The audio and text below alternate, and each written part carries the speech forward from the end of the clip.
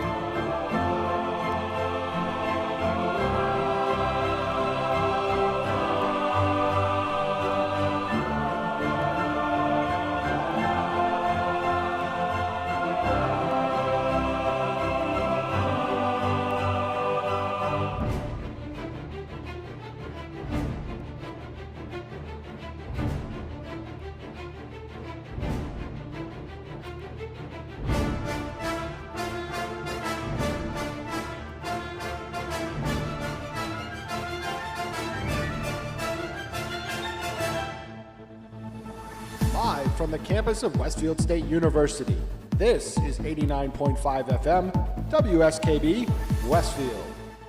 Support for the community programming of WSKB is provided by the Dunkin' Donut Shops of Westfield and the Sardinia family. It's nice to know that even as the world changes, Dunkin' Coffee remains the same at 7 convenient locations throughout Westfield.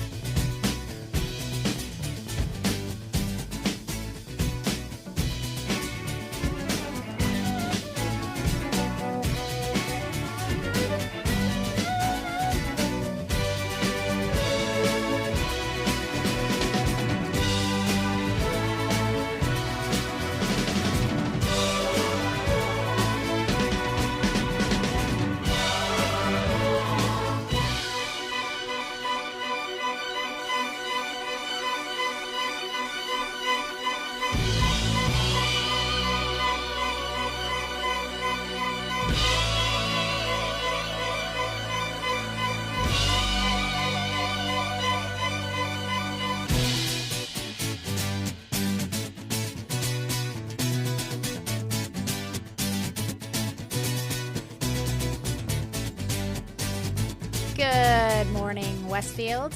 Is my mic on, Pete? Yep.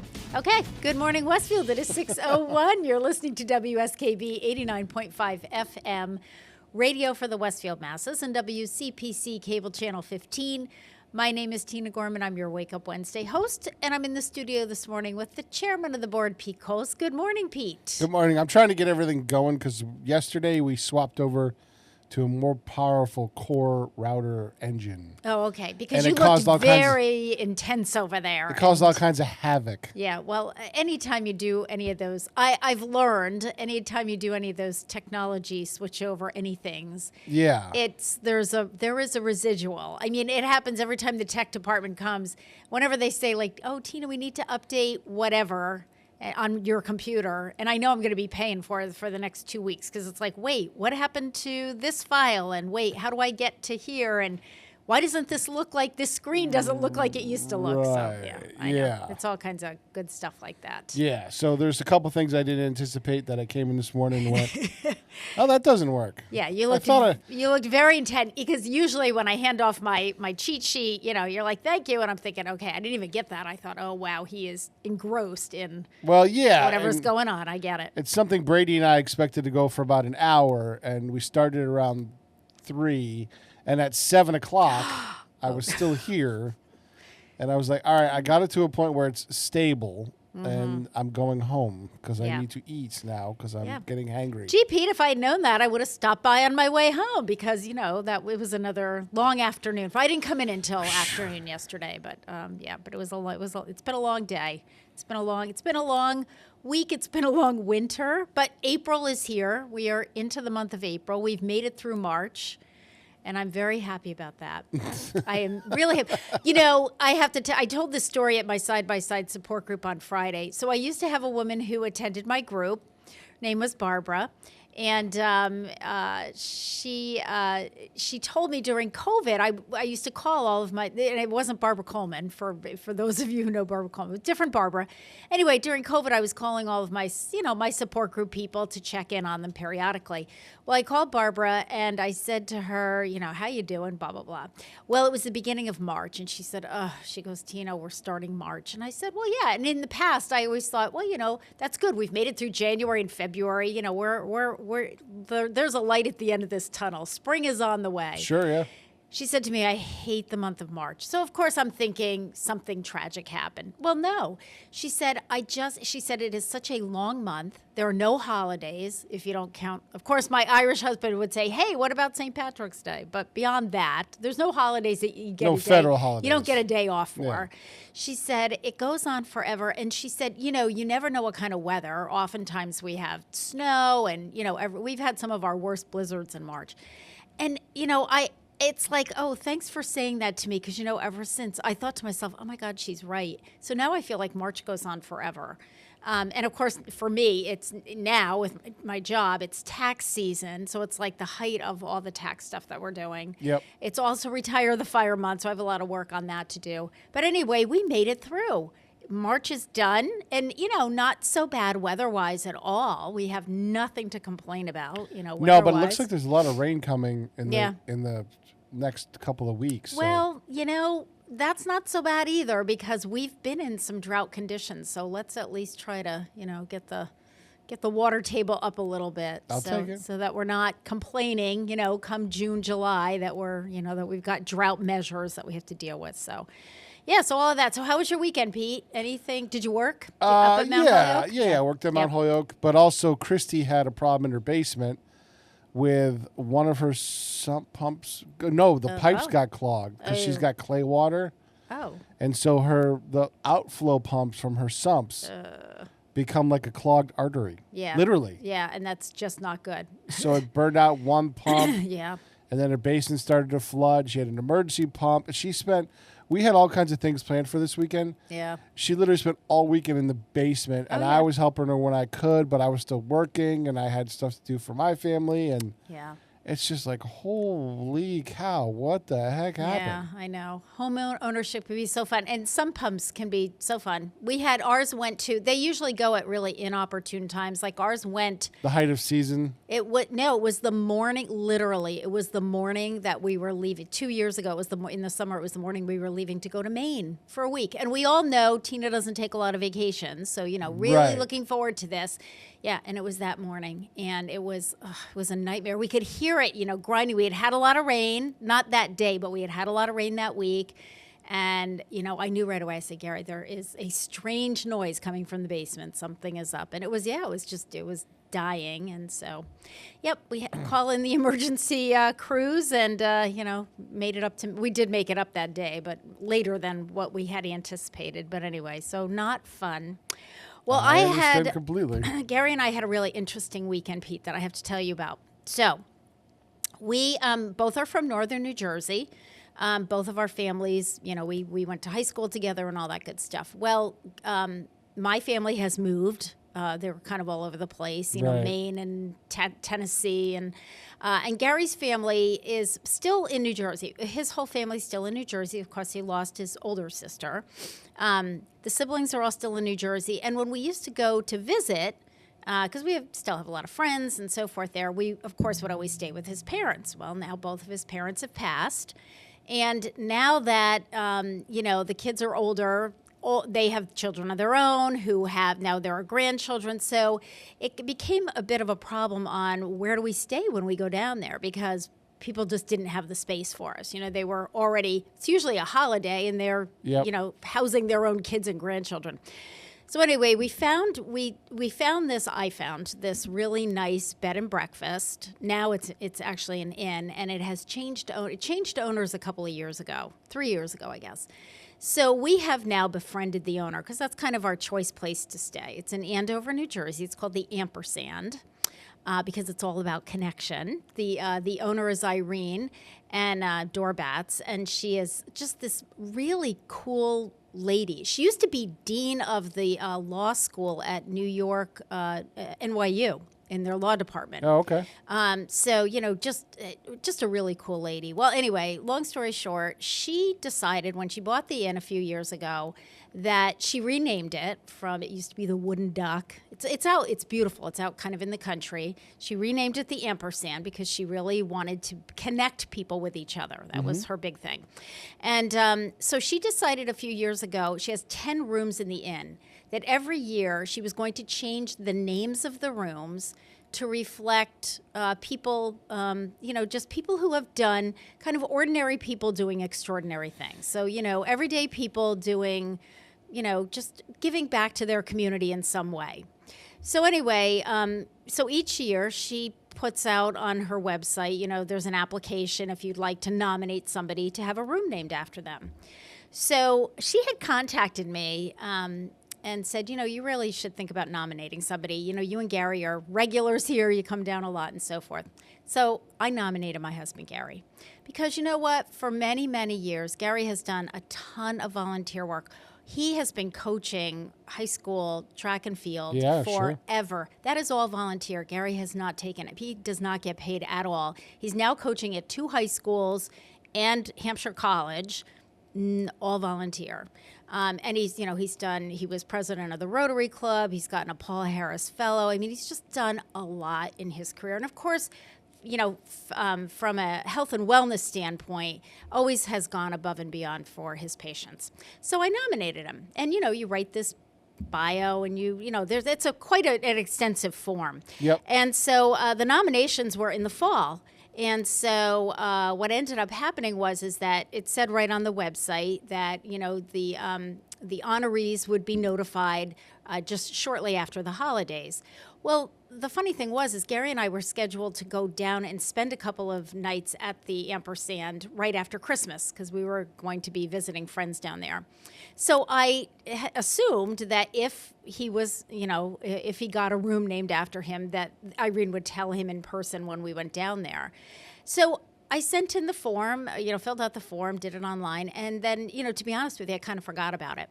So Christmas Eve, I'm wrapping gifts downstairs, doing my last minute wrapping. It's like 11 o'clock at night. Gary comes down and he says to me, I just got a really strange email from Irene Dorbetz at the Ampersand. Well, the first thing I thought of was, oh my gosh, something happened with our reservation because we're going there in like 2 days. Okay. So I was like, is everything okay? Did she accidentally overbook? What's going on? He goes, no.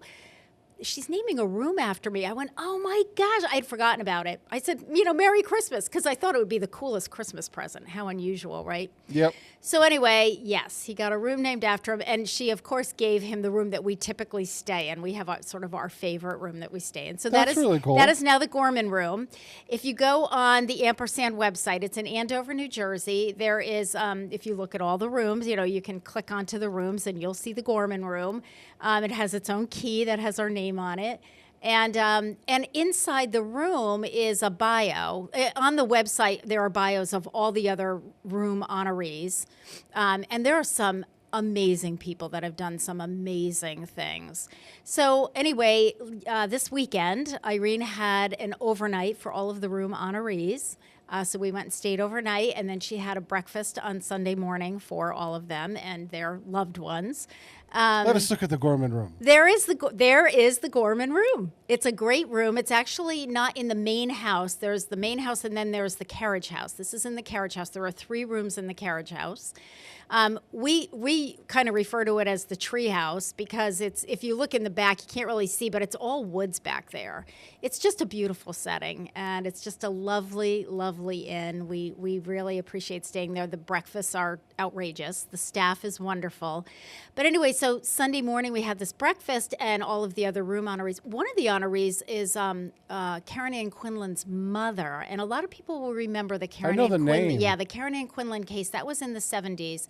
She ended up in a coma, and she was young. She was only in her 20s, and her parents wanted to take her off of life supports, and the state of New Jersey would not let them. And that became a huge battle. It made national news. It was, the cover of Newsweek magazine and everything else. And it went all the way to the Supreme Court on the rights of, patient rights. And that kind of started that whole movement. They ended up taking her off of life supports, and she survived for like another however many years, 5 years or something like that.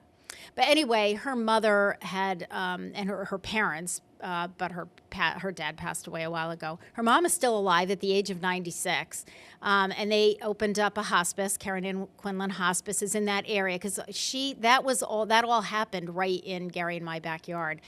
So Karen Ann Quinlan's brother was at the breakfast, kind of representing the family. So he and his wife, who, they operate the Karen Ann Quinlan Foundation.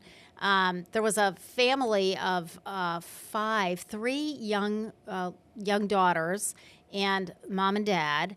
They started a program 9 years ago. This was the one that blew me away the most, Pete. They started a program 9 years ago called the BAG program, supporting students. Initially, it started with the oldest daughter in high school, and it was supporting students at her high school who really were living on the edge. They relied on the government food program at school, and on the weekends they didn't have anything for a variety of reasons. And so they started kind of this food program, which has developed into more than that, and it's moved from the high school. I think now they're doing like 9 schools. It's a 501c3. They went there for their 501c3, but this is really their student run. I mean, it's really their daughters who created this whole thing, but it's an amazing program. They started with 12 students that they were helping, and they're up to like 280 every weekend they have. And it's just Wow. it is an amazing program. To me, they were at the height of, kind of service to your community and volunteering and so forth. So anyway, it was, Pete, it was, the breakfast ended up going for 3 hours because Irene kind of had each of the honorees kind of talk just a little bit about what they do very briefly. We had all read each other's bios. And then it was just like this free association talking and ideas and, you should connect with so-and-so and they can help you out. And how about applying for this grant or that grant? They all had their own stories. It was just it was amazing, and it was really uplifting because it was just people giving of themselves, and it really truly is ordinary people doing, extraordinary things. So it was an amazing experience, and kudos to all of the honorees. And I would, for anyone visiting the northern New Jersey area, if you need a place to stay or you just want to get away, it's beautiful. And they have an outdoor pool, so in the summertime, it's just lovely. It is absolutely lovely. It's called the Ampersand. And the Ampersand, for those who didn't know, because I did not know this, it's the and sign. When you do Doctor, Mr. and Mrs. Yeah. I never knew what it was called. I always called it the and sign. And Irene teased me when we first met, and she said, "Well, do you call the comma the pause sign?" And I said, "No, because it's called a comma," but I never knew what the ampersand was. So now I know. And she really is all about, sort of giving back to the community and making connections. And she told a funny story at this breakfast the other day. She said one of the honorees, most of them are regulars at the inn, but not necessarily. There were some that she had never met, but they were nominated, and they not all local. Most of them have some kind of a local tie, like we were originally from that area, but don't live there now. There was a couple that flew in from Wisconsin. He was originally from the area and so forth. But anyway, she now I forgot where I was going with this story. It was about one of the honorees had said to her he was one of the early guests, as Gary was. He was one of the first guests when Irene first bought it, and he said if you want to have people connect, when you set up your dining room, you have to have people facing each other. Yeah. So she did that. So she has like one bigger table in the middle, kind of the main dining room table, and I think that seats 8. And then there are 3 or 4 other tables that are just, smaller, but she has all the chairs angled so everybody can see each other. And, most of the time when we've stayed there, she has 2 seatings for breakfast, 8:30 and 9:30. You're always, chatting it up with people in the room. It just becomes like, sort of this family breakfast. So really other cool things place. going on. Yes. I have contracted our IT students to do some work. Good. And this is the beginning of it. Oh my gosh, what am I looking at? That is a slot car track that our good friend Joe Didi had purchased. I think he found it on Facebook. That's what I thought it was, but I thought... A Facebook marketplace. Okay, yeah. I remember when he got it. And he reassembled it, and his son, Ron, has refurbished it. And they had their first test track day, and they're going to start having track days every Friday. Where is that? When you basement. showed it, I thought to myself, I think that's Joe Didi's.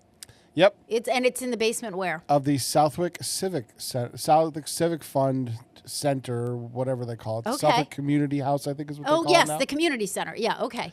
And we're going to put up a couple more cameras, and we're eventually going to broadcast track days. Oh my gosh. So what do they do? How big is this? Like, what kind of track are we talking about? Like, what are they racing basement. on that? They had slot cars that came with it. They refurbished all of those as well, but you can bring your own slot car. So if you were a kid and you're now an adult and you had slot cars when you were a kid. No, it's slot. I've never heard of so this. Slot car is SLOT slot yes, car. Okay, slot car. All those tracks are electrified. Okay, right. And you have a controller that puts the amount of electricity that you squeeze on the trigger into the track, and that's how your car goes around it. Okay. And so you could bring your own cars. They have the cars there, but they did their first test day, and Bob Pulverieri, who was a local racer from West Springfield, came over and helped christen the track. But you can do all kinds of different cars. Are there 5? 6. 6. Okay, I was trying to count. Actually, there's 7. Okay. I just counted 7. Okay. But it is enormous. It really is enormous. It's an entire basement. I mean, it's bigger than the studio. Oh, my goodness.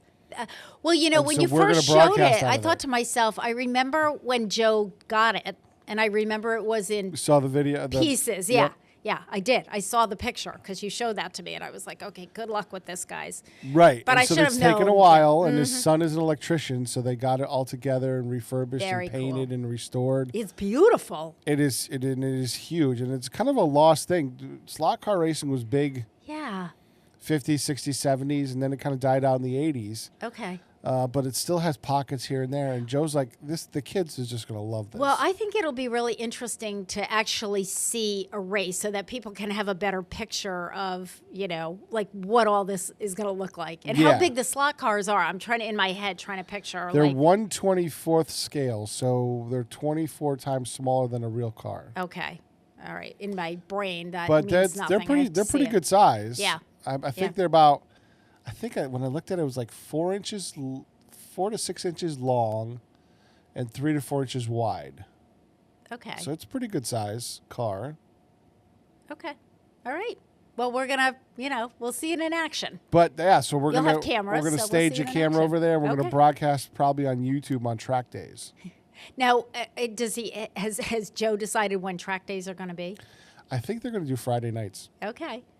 And so, what does he envision? Like Allow kids to do like a free time from like 5 I'm to trying 7. to figure out how much space is in there for how many people can you get in there now that you've got this track taking up the whole thing? I would say What would 30 you- or 40. Okay, way more than I thought. I'm thinking like 10. Yeah, you can squeeze in 30 or 40. Okay, all right. And then they're gonna have like racing after 7 o'clock for the adults. Oh my! Is what I gosh. heard. This is this has Joe Didi just like written all over it. And at some point we'll have food and we'll have ice cream, of course, and I'm sure. Yeah, and he'll the have nice whole thing is very cool. The food pantry is like right next door. The brand new Okay. building they built for the food pantry Yeah. is literally 30 feet away. So Okay. on a day maybe where they're, I don't know, on Fridays, I don't know what Yeah, their yeah. schedule is distribution, but Yeah. parents and families could come and get their distribution and then Yep. you kind of stay Yeah, for the yeah. Nice. track day. Yes, and then they could periodically have like where you have to, the cost of admission is you have to bring some food for the pantry, which is There right you next go. door. I got all kinds of But ideas. only in the for mind this. of Joe Didi. Absolutely. All right, that is awesome. By the way, there's no regular guest on after my show, right? It's first Correct, Wednesday of the month. yes. Okay. All right. So it is 6:23. You're listening to WSKB 89.5 FM radio for the Westfield masses and WCPC cable channel 15. So as Pete was saying, we've got some rain coming for the next couple of weeks. We're going to listen to Bing Crosby singing April Showers. We'll be back.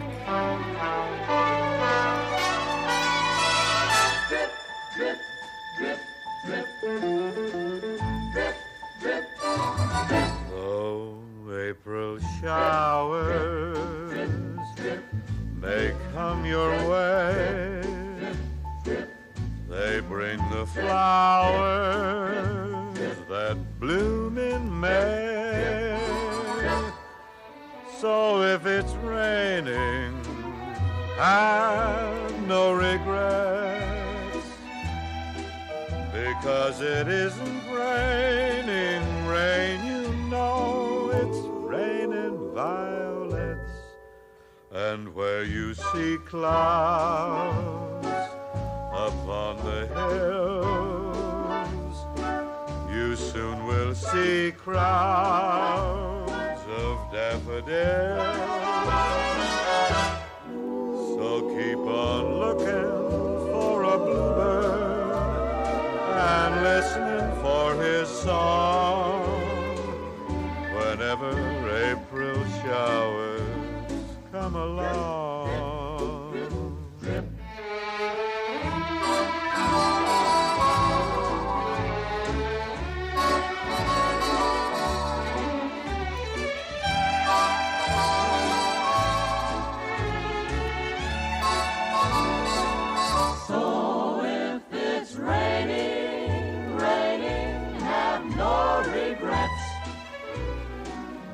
Because it isn't raining rain, you know it's raining violets. And where you see clouds upon the hills, you soon will see crowds of daffodils. So keep on looking for a bluebird and listening for his song whenever April showers come on.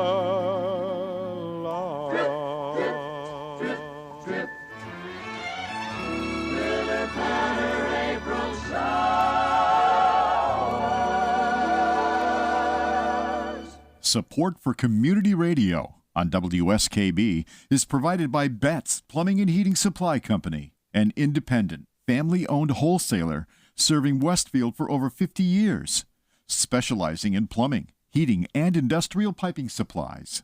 On the web at bettsplumbing.com or at 14 Coleman Avenue in Westfield. Join us every Thursday morning from 6 until at least 7:30. Check out the Bobby G and Company Show right here on WSKB 89.5 Community Radio. 89.5 WSKB. Live from Studio 120 at Westfield Technical Academy, this is WCPC Channel 15 at 89.5 FM, WSKB Westfield. Good morning, Westfield. It is 6:27. You're listening to WSKB 89.5 FM radio for the Westfield masses and WCPC Cable Channel 15. My name is Tina Gorman. I'm your Wake Up Wednesday host, and I'm in the studio this morning with the chairman of the board, Pete Coles. Good morning again, Pete. Good morning. All right, April is National Distracted Driving Awareness Month. At least 8 people a day are killed in distracted driving crashes. Distracted driving isn't just risky for you. It can be deadly for every nearby driver, pedestrian, bicyclist, and worker. And we know that because we've just experienced that. What is distracted driving? Distracted driving constitutes any activity that takes attention away from a driver's focus on the road. Brains cannot process more than one activity at a time, and focusing on any other task besides driving can lead to delayed reaction times and subsequently a higher chance of it being involved in a collision. All right, here are your top 5 types of distracted driving. Number 1, using electronic devices. Surprise, surprise. Number 2, reaching for an object inside the vehicle. I had a friend who was involved in an accident because she was reaching for her sunglasses. And, I believe it. It happens. 3, looking at an object or an event outside the vehicle. It always kills me when you've got, like a breakdown on the opposite side of the highway and everybody's slowing down to see what's going on and, is causing accidents on your side of the highway. Eating is number 4. And number 5, which is completely disturbing to me, applying cosmetics. Really, ladies? I mean, in the car while you're driving? I don't think so. And by the way, I would switch the eating thing because I had a realization yesterday. I don't think it's as much the eating as the, like opening the wrappers or, that kind of thing. It's kind of the food prep. Even like with coffee, if you get a coffee at Dunkin' Donuts or wherever, and you're peeling the little tab back on the thing, I think it's more that than actually eating or drinking. But that's just my take on it. Visual distraction is any distraction that involves taking your eyes off the road. Manual distraction is any distraction that involves taking your hands off the wheel. Cognitive distraction is any distraction that involves taking your mind off of driving. And that one's hard because, we do that. Sometimes we daydream or we problem solve or whatever. Drivers may experience one or more of these distractions during activities such as talking or texting on your phone, eating or drinking, talking to passengers in the vehicle, or using entertainment or navigation systems. Even just trying to find something on the radio or whatever while you're driving. It's one thing if you're stopped at a red light. It's another thing if you pull off to the side of the road, get your food prepped, get your radio station on, whatever you're going to do. One way that drivers can resist distractions is to minimize any multitasking activity. So whether it's adjusting the mirrors, choosing your music, eating a snack, talking on the phone, or reading a message, drivers should consider taking care of any non-driving activity before you start your trip, okay? Get all that stuff done ahead of time. Get everything set up the way you want it. Other ways drivers can avoid distractions include using apps to avoid cell phone usage. I know I have a couple of friends and coworkers who, if I text them, I'll get a text back saying, I'm driving, I'll text you when I get there. Or requesting assistance from passengers in the car.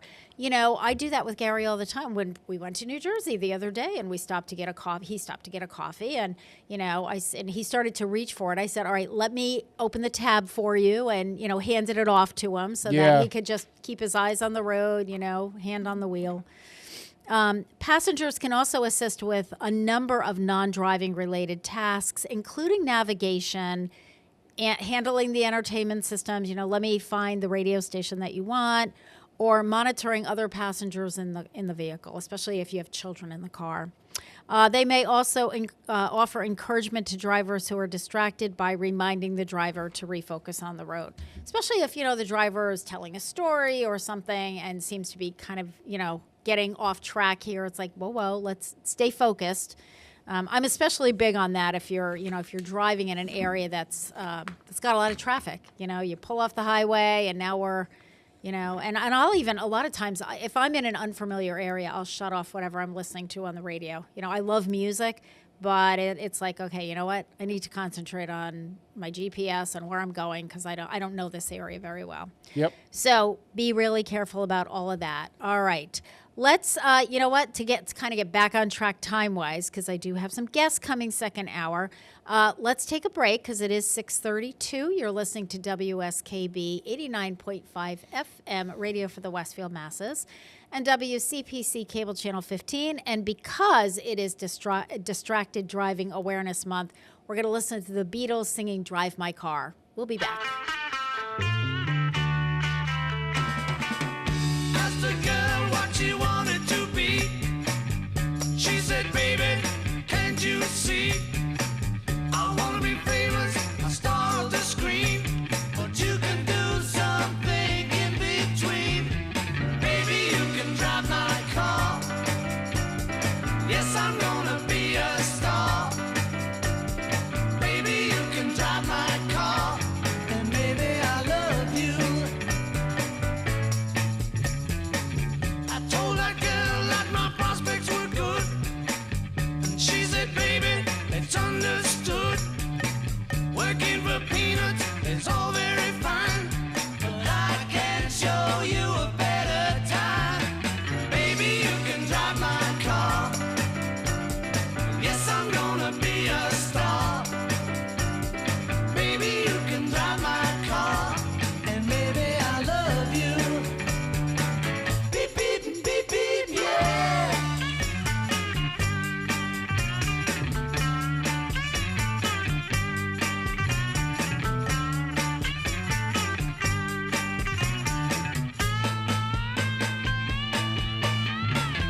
Baby, you can drive my car.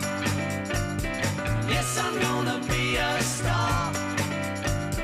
Baby, you can drive my car, and baby, I love you. I told that girl I could start right away. When she said, listen, babe, I got something to say. I got no car and it's breaking my heart, but I found a driver and that's a start. Baby, you can drive my car. Yes, I'm gonna be a star. Baby, you can drive my car, and maybe I love you. Beep, beep, beep, beep, yeah. Beep, beep, beep, beep, yeah. Beep, beep, beep, beep, yeah. Underwriting for Community Radio on WSKB is brought to you in part by Rockies. Over 30 convenient locations throughout Massachusetts, Rhode Island, New Hampshire, Connecticut, and Florida. One of the nation's largest ACE dealers. Expertise and great product selection in paint, hardware, lawn and garden. That's Rockies. Rock solid service since 1926. On the web at Rockies.com. I'm Mark Auerbach. Join me every Friday at 8 a.m. for ArtSpeak, where you'll meet interesting actors, directors, designers, and musicians here in Western New England. Community Radio. 89.5 WSKB. Live from Studio 120 at Westfield Technical Academy, this is WCPC Channel 15 and 89.5 FM, WSKB Westfield. Good morning, Westfield. It is 6:36. You're listening to WSKB 89.5 FM, radio for the Westfield masses, and WCPC Cable Channel 15. My name is Tina Gorman. I'm your Wake Up Wednesday host, and I'm in the studio with the chairman of the board, Pete Coles. Good morning again, Pete. Good morning. So, Pete, April is Autism Acceptance Month, and the official color of autism is blue, which is why I'm wearing my blue today. So you've got all my blue on. It was previously named Autism Awareness Month, but it aims to celebrate and promote acceptance for the condition that occurs in 1 in every 54 children as of 2020 in the United States.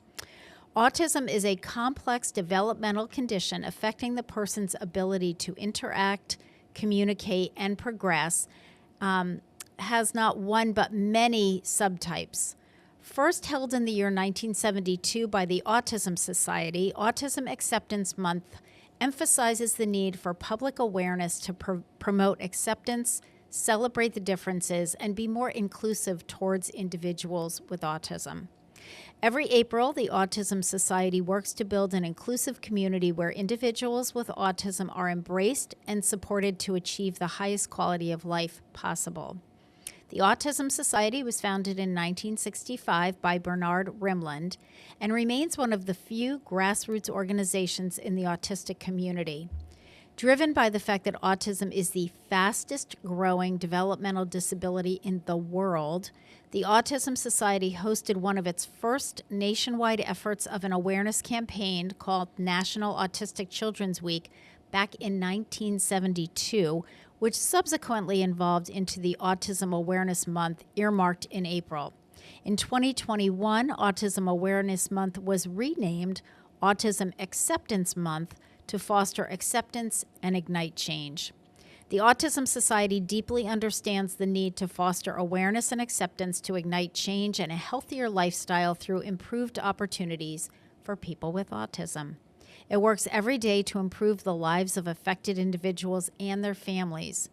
The organization caters to more than 600,000 people living under the autism onslaught, using tools like community partnerships with organizations, digital and print resources, along with events and referrals to spark empathy and inclusivity in the general public. Besides educating masses for better systems-wide change and acceptance, their affiliate program stretches across more than 75 networks and advocates for exclusive services for the autistic community. So for those of you who, have heard of autism, we've probably all heard of it, but, don't exactly know what it is. Autism spectrum disorder is a brain developmental disorder caused by genetic mutation and sometimes by environmental triggers. Some of the common signs of autism, the spectrum is vast. And so generally, people with autism avoid eye contact. There may be a preference for solitude. They have difficulty understanding other people's feelings. Oftentimes there's a delayed language development, persistent repetition of words or phrases, resistance to minor changes in routine or surroundings. And again, this is on a spectrum from very mild to, much more severe. Restricted interests, so kind of liking to do the same things, very much routine. Sometimes repetitive behaviors like rocking or spinning or flapping. Unusual and intense reactions to sounds, smells, textures, lights, and or colors. With the autism diagnosis rate increasing fast, we take these 30 days to celebrate the differences of, learn more about, and empower individuals with autism. Now, having said all that, I want to share with you Mary Lou Najalski, who used to be our program director, informed me about this and got me one of these. This is called the Blue Envelope. And this was an idea by the Massachusetts State Police and the Massachusetts Chief of Police Association. This is for individuals with autism who drive and who are, obviously on the milder side of the spectrum, but still have some of those signs and symptoms that I just described. This is for them to have in their car, and there's a set of instructions on one side of this envelope for the police officer should they pull the person with autism over for any reason. And there are more instructions on the other side for the driver who's on the spectrum. So for the police officer, if someone with autism gets pulled over, they can hand this envelope to the police officer, and this is what it says. It says, the driver of this vehicle has autism spectrum disorder. The driver may display repetitive body movements or fidgeting and may have unusual eye contact. The driver may exhibit signs of high anxiety, especially due to bright lights and noises, such as your radio. Think about it. The police carry their radio, their walkie-talkies. Allow driver extra time to respond to your questions. They may have difficulty interpreting and processing your directions. Use the most simplistic explanations possible. Speak clearly and limit unnecessary details or jargon. Clarify, tell the driver when the stop is over that they may leave. If the driver becomes upset, ask and or consider contacting the person listed on the reverse of this envelope. So inside the envelope, inside the envelope goes, registration, which the police officer would generally ask for, right? On the outside of the envelope is the name and relationship and a phone number of an emergency contact. So if the person with autism spectrum gets pulled over, they can hand this to the police officer. If the person is, obviously in distress, high anxiety, not able to get the words out, there's a phone number here, a name and a phone number that the police officer can call. And you can use the QR code on the reverse of this envelope to access additional traffic stop information. So that's for the police officer. And then on this side are the instructions for the driver with autism. So keep your hands on the steering wheel until otherwise directed, even if the officer is not at your car. It lets the person know the officer may shine a flashlight in your car, may have a loud radio, and may have flashing lights on their car. When the officer gets to your car, you may tell them that you have a blue envelope. And it actually, on the envelope, it says, consider attaching this envelope to the driver's sun visor or some other accessible place in the car. When the officer gets to your car, the officer, may ask questions to ascertain if you either need help or if there's a concern. Again, provide the blue envelope. And it tells the person with autism, the officer is going to go back to their cruiser. You're just going to have to wait in your car, and the officer is going to tell you when the stop is over and you're free to leave. So you can get these. Mary Lou had heard about them. I believe this is a national program, but it's being adapted state by state. And I think she heard about it on TV or on the radio, went to the Westfield Police Department. At the time, they didn't know anything about it. And Mary Lou said, well, we have it in Massachusetts, so find out.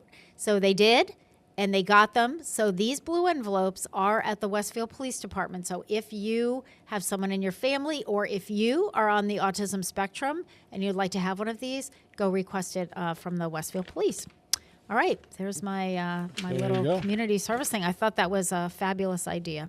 All right, let's do a couple of famous birthdays. It is the birthday of the late Marvin Gaye, singer-songwriter. I did not realize that Marvin Gaye died as young as he did. Yep. I didn't know that. He was born April 2nd, 1939 in Washington, D.C. He died at the age of 44 back in 1984. At the hands of his father, I think. Yeah, so I'll tell you about that, Pete. So Marvin Gaye was an important Motown singer in the 1960s. In 1964, he released his debut album, singing with established star Mary Wells, before going on to release the single, How Sweet It Is to Be Loved by You. Gaye's single, I Heard It Through the Grapevine, was released in 1968 and was his first #1 Billboard single. In 1970, Marvin Gaye recorded the song, What's Going On, after witnessing police brutality. Berry Gordy, who was the head of Motown, we've talked about him on this show, and I'm sure Buster McMahon has talked about him. Berry Gordy was the head of Motown at the time, and he initially refused to release that song. However, Marvin Gaye gave an ultimatum that he was not going to record material until the song was released. Eventually, Motown relented, and the song, What's Going On, went on to #2 on the Billboard Hot 100 chart. In 1971, Marvin Gaye signed a new recording deal with Motown worth $1 million, which at the time was the highest for any black artist. In 1973, he released his most successful album, Let's Get It On, bringing him mainstream success. The album has consistently ranked on best of lists ever since, including being inducted into the Grammy Hall of Fame and regarded as a landmark in soul music. After a difficult period following a divorce, addiction, and tax arrears, Marvin Gaye made a comeback with the album Midnight Love. It included his biggest single, Sexual Healing, and won him 2 Grammy Awards. And you're right, Pete. Marvin Gaye was shot and killed by his abusive father after an argument in 1984. His father was later diagnosed with a brain tumor. So whether that had anything to do with his behavior, I don't know that. But I didn't realize that. I didn't realize that he had died so young, and certainly not at the hand of his own dad. So, all right, let's take a break. It is 6:46. You are listening to WSKB 89.5 FM radio for the Westfield masses, and WCPC cable channel 15. As I mentioned before, when we talked about Autism Acceptance Month, the official color is blue. So we're going to listen to the Marcells singing Blue Moon in honor of Autism Acceptance Month. You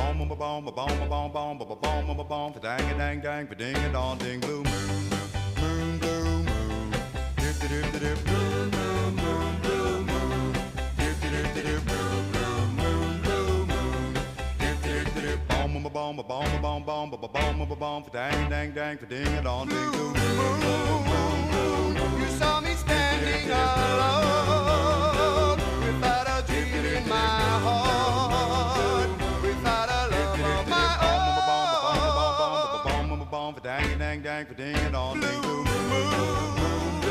You knew just what I was there for.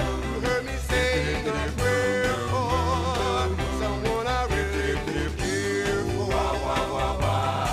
And then there's suddenly, oh, please, before me, the only one moms would ever hold.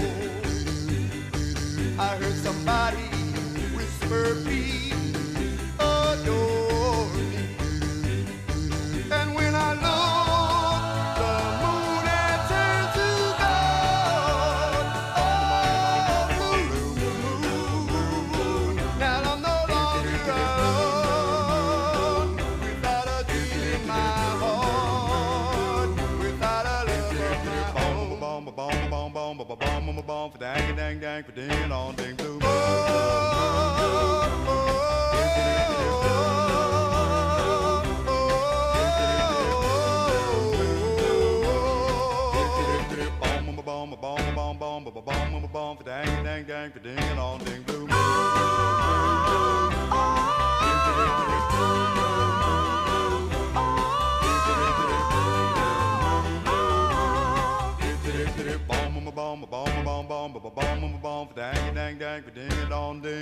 Blue moon. Underwriting is brought to you by Boise Cascade Distribution, providing products and services needed for building material dealers, home improvement centers, and industrial customers.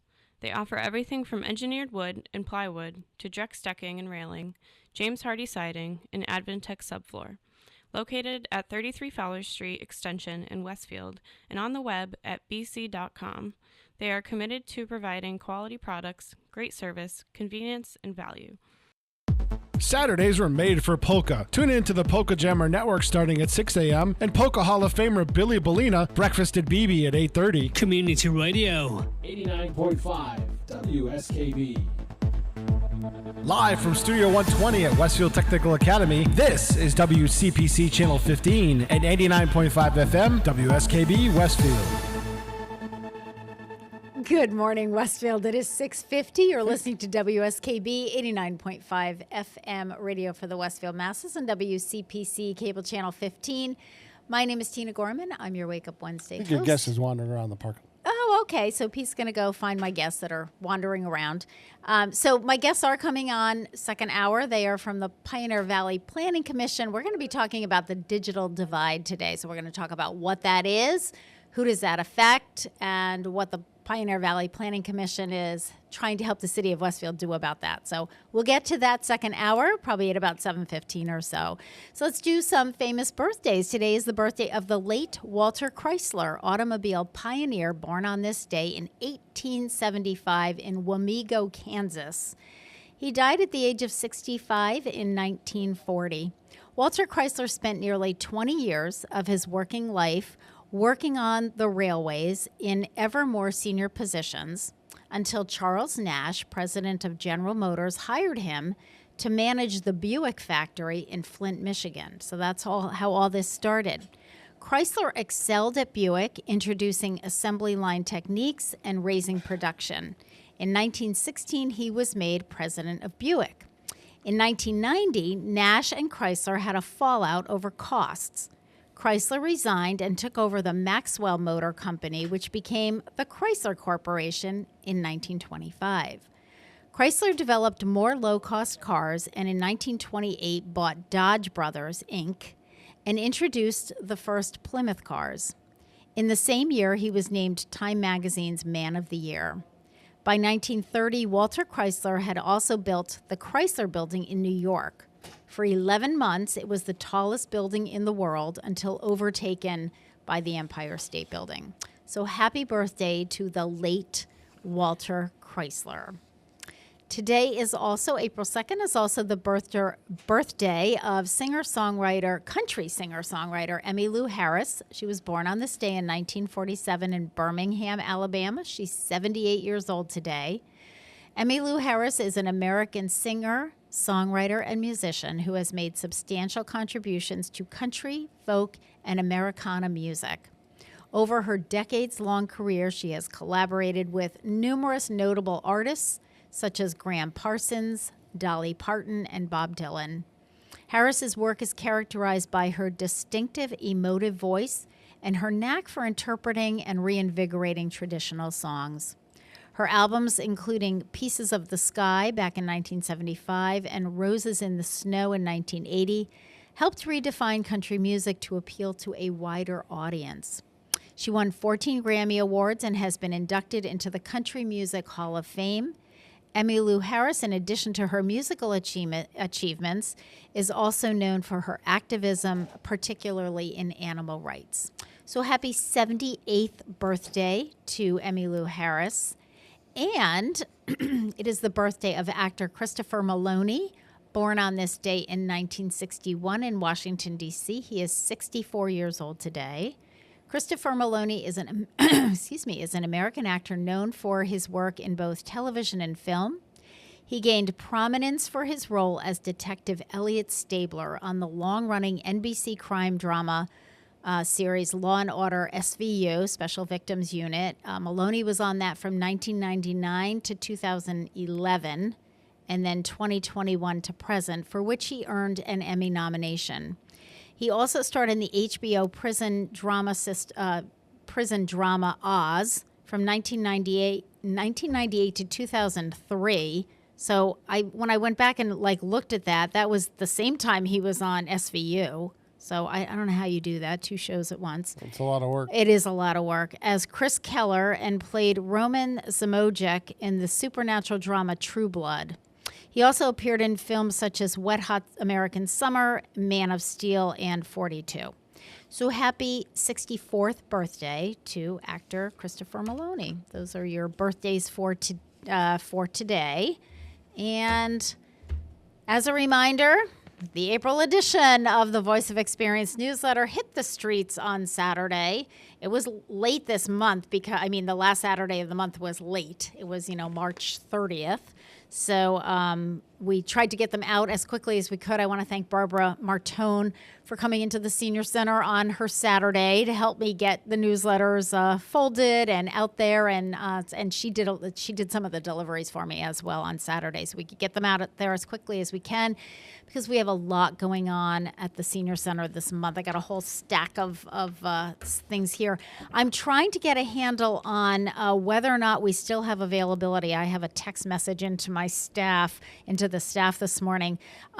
You recall that they had to cancel the jazz concert, the senior jazz concert at the high school, because What happened? It was they got hit with wind or something, and it knocked the power out. knocked the All I know, power, yeah. they had no power. Yep. The seniors were supposed to have their luncheon and their preview of the jazz concert, and that all had to get canceled. But what we did in lieu of that, I worked with Superintendent Stefan Zaporowski to make some changes. So this Friday morning, the jazz combo, so it's a much smaller group, there's I think 7 or 8 of them, will be at the Senior Center for breakfast, performing during breakfast. Under the direction, of course, of Patrick Kennedy, who's getting a lot of press in the Westfield News lately. He's getting all kinds of awards, and we are so proud of the work that he's done, not just at the high school, first of all, 2 high schools, Yep. but also at the middle school, kind of overseeing music for pretty much the whole school system in Westfield. So congratulations, Patrick Kennedy. He will be at the Senior Center on Friday morning. The jazz combo will be performing between 8:30 and 9:30. It's our regular Friday breakfast, so you have to register for breakfast just as you always would. It's got to be at least 24 hours in advance. And I will tell you that as of Monday afternoon, we already had like 60 people signed up. So I don't know if there's any availability left. I will try to make that announcement by the end of the show. We'll see if I get a response from the staff over there. It is $3 for the breakfast, which is our typical. And again, the meal will be served at 9. The music will go from 8:30 to 9 o'clock. If we are full for that, we do have some other musical things happening this month. We have the St. Mary's Singers coming. So this is the St. Mary's Elementary School. There's a group of 32 students. I believe they're grades 2 through 8. They have been working for quite a while with Dan Kane, who is a singing coach. Of course, Dan Kane, very popular in this area, has been working with this group from St. Mary's, and they will be performing. I think they're ready to take it on the road. So they will be at the Senior Center on Wednesday, April 9th. So it's a week from today, from 9:30 to 10:30. Come on over to the Senior Center. You don't have to pre-register. There are no advanced signups. Yeah, no charge. This is just going to be a fun morning concert. Just celebrate Westfield's talented youth as they share their love of music. Of course, I asked Dan Kane for I asked St. Mary's School, I said, can you just, send me a little bit of information about what the students are going to sing? It's popular stuff. And of course, Dan Kane was the one who sent it, and they're all future stars. He's determined that they're all future stars. But it should be a lot of fun. Again, it's a week from today. No sign-ups. You could just drop in. There's no charge or anything like that. 9:30 to 10:30 next Wednesday morning. We're also doing a program. Donna Carmel is facilitating a program, and this is actually through a grant that she got from the Westfield Cultural Council, which is supported by the Massachusetts Cultural Council. She's doing a program called Go With the Flow. It's a watercolor painting session. This is really, I would kind of put this on the spectrum of sort of art therapy is kind of how we're billing this. This is really for people who are overwhelmed, people who are stressed out, maybe burdened with responsibilities. This is not, you don't have to be an artist to do this. This is really more of just a therapeutic. It's more about the process than the finished product. The nice thing is because it's a grant-funded program, you don't have to, there's no charge for any of the materials or the supplies, but it also means that it's a limited number of people that we can have in this session. So if you're interested in this, it's going to be Monday, April 14th from 9:30 to 11:30, and you do have to pre-register for it. And I know that we have at least a few people that had already registered by the time Monday afternoon came around. So if you're interested in that, just give us a call at the Senior Center, 562-6435, and just let us know, and we will put you on the list. Donna is calling it Go With the Flow watercolor painting session. All right, it is 7 o'clock. Let's take our top of the hour break. You are listening to WSKB 89.5 FM radio for the Westfield Masses and WCPC cable channel 15. We'll take our top of the hour break. We'll do a few more announcements, and at about 7:15, our guests will be on. We'll be back.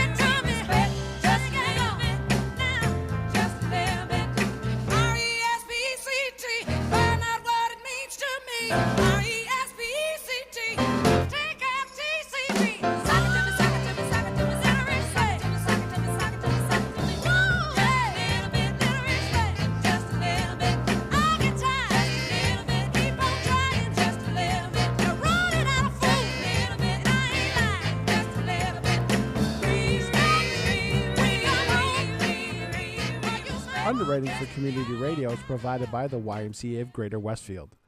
Every day, the YMCA strengthens the community through programs and services focused on youth development, healthy living, and social responsibility.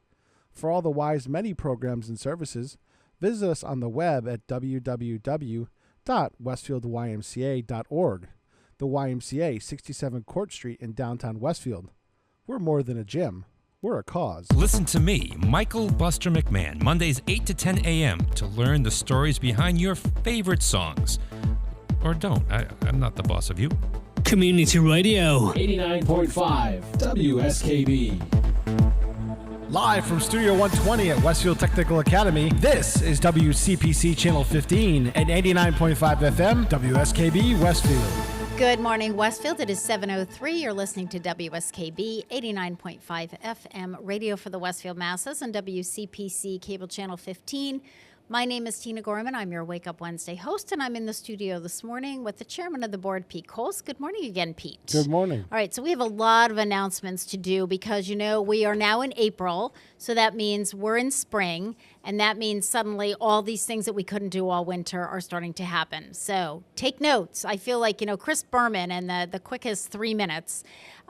See, a lot of people have already started asking me about this, so take note. CSF Westfield will be holding their document shred day in the Senior Center parking lot on Saturday, April 19th from 9 to 11 in the morning or until the truck is full. We haven't had problems with that the last few years. One year they had a problem and the truck filled by like 10 o'clock, but we haven't had that problem.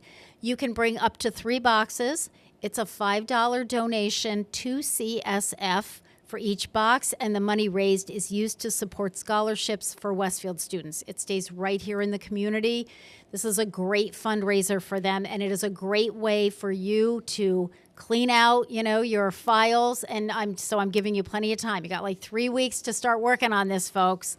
Get your documents ready. Again, that will be Saturday, April 19th. Ballroom dancing will be back at the Senior Center this month. We're doing it quarterly, so believe it or not, it's time for some dancing with Richie Mitnick. We have live music. The date is Wednesday, April 23rd from 1:30 to 3:30. You don't have to sign up.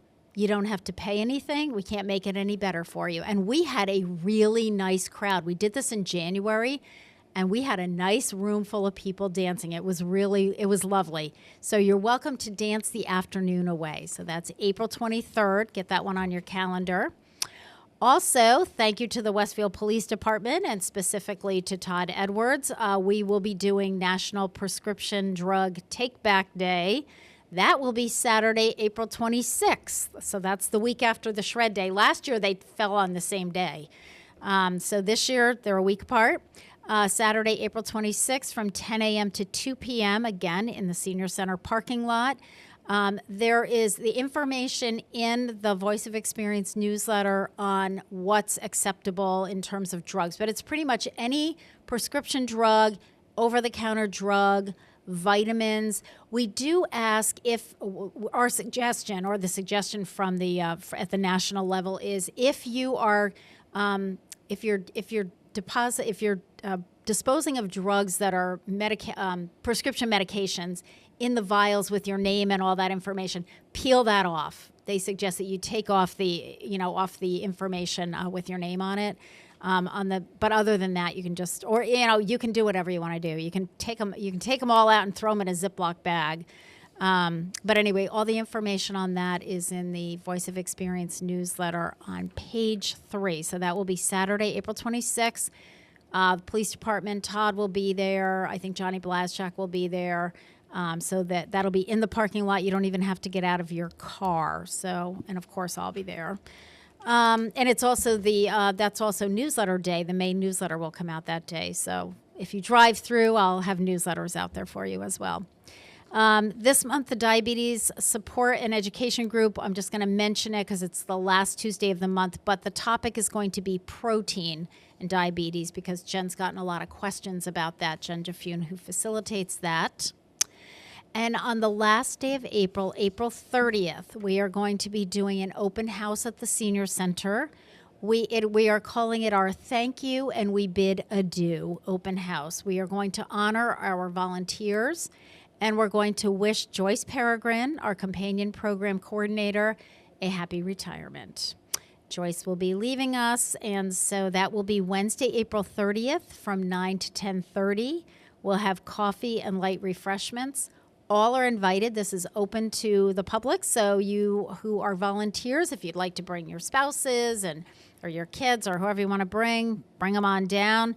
Drop in, thank our volunteers. You can wish Joyce a happy retirement. Wait a minute, wasn't it just yesterday that Joyce retired? Yeah, she retired from the Athenaeum. Right. And then the next day. I'm getting a reputation, Pete, for being they call me the poacher now at the senior center because and of course I said to they're looking for someone to take Maureen Maureen Belargen here and at Westfield Tech in the Allied Health Department. And I said to them, well, are there any other programs at any of the other vocational schools like ours? Well, and they said, well, yeah, the Jackie and Angel said, yeah, there's a program at Smith. And Dan, I said, well, why don't you poach somebody? I mean, that's what I do. We just plant the bug in somebody's ear. So anyway, yeah, so Joyce is, to her credit, when she left the Athenaeum and she came to work for us, she said to me, she said, I'm looking at about 5 years. Well, she's given us more than that. I still can't believe it's been 7 years. I remember when she went over. She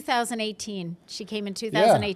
She and a lot of other people. That was a huge hiring time for me. Joanne Ortega started. That's when we brought Mark Carbonneau in initially as the senior safety officer. George Svakios in our kitchen started. They all started like within a month. I did a major reorganization. Yeah, because that's when you moved into the new building. It was shortly thereafter. Yeah. Well, we moved in 2015, so it was 3 years later. But that's when we really had a handle on what we needed. And but I also had some people who were some of the part-timers who were leaving. And so we kind of did some reorganization. So yeah, so Joyce will be spending more time with family. She's got a granddaughter in the area who's, not quite a year old. So she needs that time with them. So anyway, all right. Some other announcements of other things that are going on in Westfield, because again, there's just a lot of stuff happening. Providence Place is doing their musical, their concert series. April 6th, which is this Sunday at 2 p.m., they have Roberts and Nix duo. It's Shelley Roberts, soprano, and Michael Nix, classical guitar and banjo. They'll be doing songs and solos from England, Spain, and America. It's at 2 o'clock at the Providence Place at Ingleside. Again, we always look at this as a great opportunity if you just want to get your foot in the door to see what that kind of senior living is all about. It's a great way to do it. It's a free concert. They have great concerts there. They're just super. So that's at 2 o'clock. Reminder that the Westfield Women's Theater is doing Disaster. So they're coming on their second weekend. They opened last weekend. I have not talked to Carol Palmer or Kathy Palmer, so I don't know how things went. But this will be the second weekend of the show. So if you're interested in getting tickets, you can go to their website at Westfield Women. What's it called? Westfield Theater, theater with an R-E. .com, I think. Anyway, and I have the flyers up at the Senior Center. Stanley Park has their new brochure out, and we have copies. There were a bunch of copies at the Senior Center. You can go on their website, so they have their whole schedule for the year, all the way through the year. Gandara Center and the Family Resource Center, which is over on George Street. It's on the corner of George and Route 20. They are doing their financial wellness series, and that starts April 7th. So if you're interested in that, it's a 4-week series from 9:30 to 11.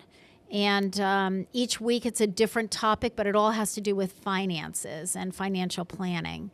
You do have to register for that, and you can either stop by the Family Resource Center. It's 16 George Street, or you can call them at 417-2020, 417-2020, because you do have to pre-register for that. And then they also have all kinds of things happening. I'm just looking at what's happening. A week from today, I'll just do this last announcement. A week from today, so next Wednesday, they are doing an Easter egg hunt 4 p.m. I was looking for the time. 4 p.m. Music and food and prizes. It's at the Family Resource Center, which is under the umbrella of Gandara Center. So really trying to reach out and do some great community activities. All right, it is 7:13. You're listening to WSKB 89.5 FM radio for the Westfield masses and WCPC cable channel 15. My guests are here, and if I can unbury my cheat sheet, I can tell you what song we're doing. We are doing... Oh, I thought this was great. So in honor of the birthday of Walter Chrysler, I actually found a song called Chrysler by John C. Umbrella. It's a really pretty song. So we're going to listen to that. When we come back, my guest will be here.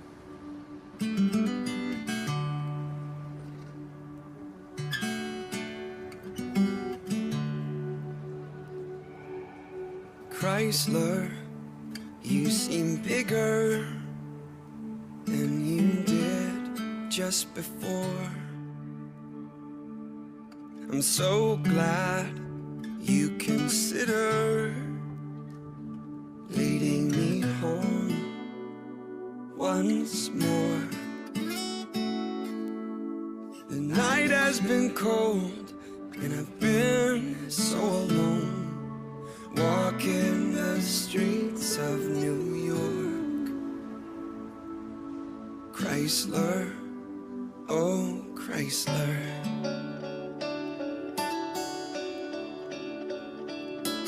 People walking where yellow leaves can sting. No one speaks a word to you unless they're in need of something. The day was so long as I started this song, when I came to the edge of a street. Chrysler, dear Chrysler.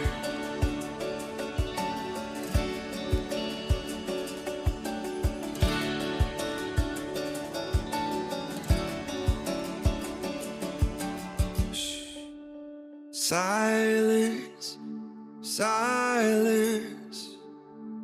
Can you hear what I can't say? I needed your lifting words as I went to push through today.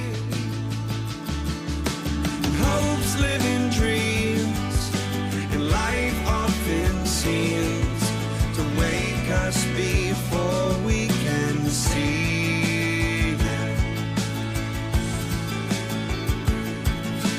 Chrysler, oh Chrysler. Chrysler, oh Chrysler. I'm almost there. Chrysler, Chrysler, Chrysler.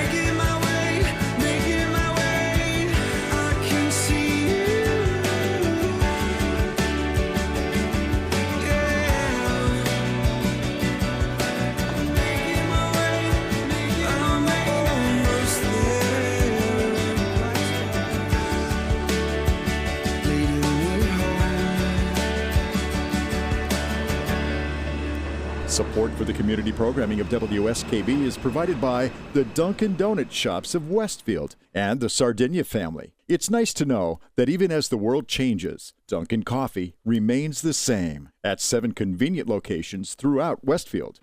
Hi, it's Bob Plass, and I have Wow, It's Tuesday every Tuesday, 6 to 8. Wow, it's Tuesday. Community Radio. 89.5 WSKB. I did it!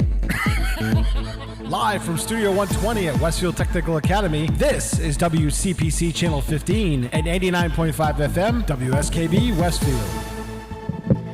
Good morning, Westfield. We're just getting adjusted here. Good morning, Westfield. It is 7:17. You're listening to WSKB 89.5 FM radio for the Westfield Masses on WCPC Cable Channel 15. My name is Tina Gorman. I'm your Wake Up Wednesday host. My guests are here from the Pioneer Valley Planning Commission. So we have Evan Mastriani. That's right. Yep. Down at that end. Yep. And we have Eric Weiss. Good morning. Eric. Weiss. Okay. I had that right. Not quite as hard as Mastriani. I know, but all of a sudden, I'm thinking, wait a minute, do I have this one right? Yeah. So Eric is the Director of Economic and Municipal Collaboration. Quite the title there. It is quite let's be honest here. Basically, I do whatever they tell me. He does everything. I know, but it sounds like such a great title. And then Evan is the Community Development Planner. Mm-hmm. So welcome to the program. Thank you for having us. Yeah, I'm excited to have you because I think we have a lot to talk about. Mm-hmm, definitely. And now are both of you, we are also doing an information table and a program over at the Senior Center in early May. Are both of you going to be there? Or are you sending other people? At or least just one of us. At least one of you. Yeah, Okay. We'll talk more about that as we go on in the program. So before we talk about the digital divide, and one of the first things we're going to do is explain to people what that term means. Sure. But I always like for people to kind of have a handle on who I brought on here. Why are these people experts in anything? Because they're still I don't know about experts. Let's just put that on the record they're for a quick still trying to figure second. out if I'm an expert in anything. So I'm going to start. You know what, Eric? I'm going to start with you in terms of sort of your background. Maybe your education, a little bit about your work experience, and how did you end up at the Pioneer Valley Planning Commission, doing everything that they want you to do, and with this really cool title. Well, good morning, everyone. I have a bachelor's and master's in mechanical engineering from the University of Massachusetts. Okay. But I got into, after being in industry for a little while, I got into working with communities. Okay. So I've worked with communities in the western region, mostly Hampshire and Hampden counties, for over 35 years in terms of providing technical assistance, advice, and all those pieces. And then about 7 years ago, a position became open at Pioneer Valley Planning that I applied for and got, and that turned into the position I'm in now, where basically I'm responsible for reaching out to communities, working with communities, and also with a lens on economic development and how that works. Okay. So there's a lot of different pieces, and economic development is key to the future of the valley. So we're trying to position the Pioneer Valley Planning Commission in many different ways to help with that. How long do you have any idea of how long the Pioneer Valley Planning Commission has been in existence? We passed our 60th year this year, so or last it's year. been around for a long time. Been around for a long I was time. trying to give people a perspective. You know. Our current executive director, Kim Robinson, has a sort of a new vision on the directions we should be going in, and that's really helped the organization and the region out in a number of ways. So. Okay, perfect. And the Pioneer Valley Planning Commission, what are the parameters of your geographic area? We serve all of Hampden and all of Hampshire counties, so it's 43 communities in those counties, and it ranges from the very largest, which is Springfield, 155,000, down to some of the very smallest, like Middlefield or Plainfield, where there's 500 people. Yeah, some of those hill towns that are, which, so. And I don't know if people understand the magnitude of trying to deal with those. I mean, those are very, very different kinds of communities. Oh, the demographics are completely different. And it really, I think that anytime you're doing that, it just becomes a lot more complicated when you're talking about, and sometimes people think, well, it's way simpler with 500 people. Not necessarily so, depending on what you're trying to accomplish. Not at all, yeah. Yeah, exactly. There's an old joke that it goes something like this. How do you know when you're in Western Mass? And it's when you visited the Select Board, Planning Board, and Board of Health, and they're the same three people. So. I love that. Which is true in a lot of cases. I love that. That is great. And Evan, how are you? How did you end up? Because I always say this. When you were in the third grade and your teacher said, "What do you want to be?" Probably not community. What's your title? Community development planner. Who knows? It wasn't that. It wasn't that. It was definitely astronaut. Was the first thing on my mind. So this was definitely a close second. Maybe, but I can't tell you how many people sat across from me and said that exact thing. Yep. It's astronaut, I always do the third grade teacher thing, and I can't tell you how many people said, "Oh, yep, I wanted to be an astronaut." I was gonna say some people. I like to say some people have things want to be a firefighter, stuff like that. I wanted to be a planner probably maybe like 2 years ago. So it's been somewhat new thing for me. I'm the rookie compared to most people here at the PUPC, actually. Tell us how you got. So I've been here for about a little over 7 months now. I started with the Planning Commission back in September, and then before that, I worked with the City of Springfield in the Office of Planning and Economic Development there for about a year and a half. Doing a variety of things there for economic development, planning activities. So it would range from staffing the planning boards there in that city to going and doing a lot of development-related incentives and business programs that we would run as well. And then before that, I was at UMass getting my graduate degree in public policy and public administration. And before that, I was an undergrad Providence College. And yeah, from there, I've been doing a lot of work with Eric as well as on our community development department side of things as well. So we do a lot of things, not just digital equity being one, but also community development block grants that we run as well. We do a lot of work with running some programs from the state or federal government as well. So we have our hands on a lot of different baskets, as Eric was talking about. And, speaking of federally funded programs, yes. How is the Pioneer Valley Planning Commission funded? Where do they get their funds from? We get our funds from a variety of state and federal and private sources. So it is a complex time right now, without a doubt. For sure. So far, we've made it, things are good, but there is obviously concern. Yeah. But it's federal, state, and private sources combined. Mm-hmm. Right. Okay. All right. Well, let us get to the topic at hand. So now that we've done sort of the introduction of the two of you, the topic at hand is digital equity and bridging the broadband divide. So for those who are watching and listening, we hear a lot about the digital divide. What does that mean? And either one of you can take this. The digital divide is a way of describing the fact that for some portion of the population, getting access to the internet and everything it presents to you is really easy. And for others, it's very difficult. And what we have found is the main driver is economics.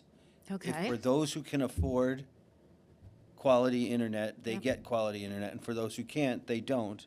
And the numbers prove it out wherever we go. And the reason that you can't can be a driver by if you're older and on a fixed income, that can determine. Okay.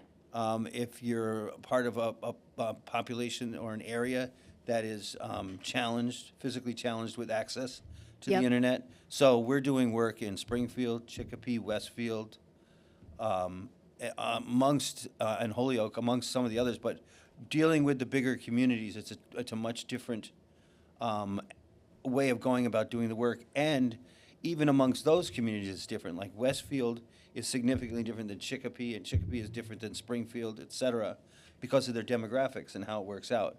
So in Westfield, we're working on digital equity, and one of the biggest challenges is that elderly population and making sure they have access. It's much less driven by the need for the needs of a population that just doesn't have the economic means. It's more focused because Westfield's in a really unique place with Whip City Fiber. Okay. To be able to offer an array of product to its citizens that other communities don't have because they have that mechanism in place to be able to do it, that organization in place to be able to do it. The other part of digital equity is the fact that having access to the internet is now got to be treated like water, sewer, electricity, gas. It's something that you need, something you need to survive, to file forms, to be able to communicate, to buy a house, to do whatever. You need the internet to do it. There's no getting around needing the internet to do different things. And so call it what you want. If you don't like the word equity, call it accessibility. It doesn't matter to me. Yeah. But everybody needs access, and they need to have some information to back up how they're trained to be able to do that. You can't just hand them a device and say, go to it. There you are. Yeah. Although that's what happens. Yeah. And so it is a complex issue. Yes. And we don't claim to have all the answers, but we do know that recognizing it and providing a strategic plan, which is what we're doing under this program, which is funded by the Mass Broadband Institute, is really, really important to many of these communities. So, just in terms of, you've just opened up a whole bunch of, areas for discussion, because I would argue it's not just the access; it's also the training. Yep. Because I have a building full of seniors who have cell phones, who some know how to use them, some don't. Some know how to do some basics, some don't know how to do anything. Yeah. Include answer it when it rings. They know how to dial out. Yep. So there are a lot of challenges involved, and I think you're right. I think up until probably not too long ago, a lot of older adults viewed this as, well, that's a luxury. I don't really need that. Partly because I can't really afford it, and partly because, I don't want to bother. Understand it. Yeah. I don't understand it. Yep. Exactly. And it really is, it just has become this digital world, whether you like it or not. And I'm old-fashioned, so I don't love it. But I also recognize that, you have to kind of play the game if you want to, if you want to know what's going on. Can you leave your house without your cell phone? I can. My husband cannot. There you go. I can, and I am one that I don't have it in my hip pocket at all times. But it certainly is. It's something that has become more of a necessity than a luxury over the last few years. Right. I originally got a cell phone many years ago because I was traveling with my daughter. I went to a meeting, professional meeting, and she was with me. It was in the evening, and we got lost in Worcester coming home. So here I am in downtown Worcester with a 4-year-old in my car, 3-year-old, whatever she was at the time. And I was really lost. And, there was no GPS. This was years ago. And, it was scary, quite honestly, because by the time, it was dark. I could see the highway, but couldn't figure out how the heck to get up there. And, it's when my husband said, all right, that's it. You're getting a cell phone. So that was the original reason, was kind of for emergencies, So again, I wasn't really too worried about learning all the bells. And it was, there was the basic flip phone. Didn't really have to worry about learning a bunch of bells and whistles. It was just like, if I get stuck, I got a charger and that kind of thing, and I can call, and I can at least call my husband and let him know, because he was frantic by the time we got home. Where have you been? And you should have been home like an hour and a half ago, and so forth. But it is a different story now. Right. You're absolutely right. It is different. All right, let's take a short break. Now that we know what the digital divide is, we're going to talk about this particular project and the project in Westfield, and sort of what kind of, you're gathering information. What kind of information are you gathering? So we'll get into the weeds of all of this. We're going to take a break. It is 7:30. You're listening to WSKB 89.5 FM radio for the Westfield Masses and WCPC cable channel 15. If you're just joining us, my guests are from the Pioneer Valley Planning Commission. We are talking about the digital divide. So I found a song, because I like to have my songs have something to do with whatever, birthdays for the day, but certainly topics. This one is the topic. It is called Digital Divide, Equal Access for All, Overcoming the Digital Divide. It's by Happy Trail Kids.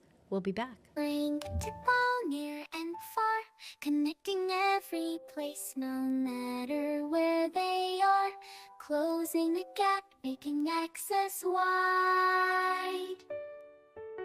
To end the split, the digital divide. Some have the tech, while others don't. Opportunities missed, futures that won't. In a world where tech drives our day, not all can join the digital way. Promote inclusion, bring access to all. Support and teach, answer the call. With effort and care, we bridge the gap. Creating a world that's on the same map. D is for the digital divide. We see where some have tech while others lack the key. From cities bright to villages small, access to tech should be for all. Education, jobs, and so much more. Tech opens up a global door, but without access, dreams can fall. We need to connect one and all. Digital divide. Let's make it right, bringing tech to tools. Let's make it right, bringing tech to every site. Equal access side by side.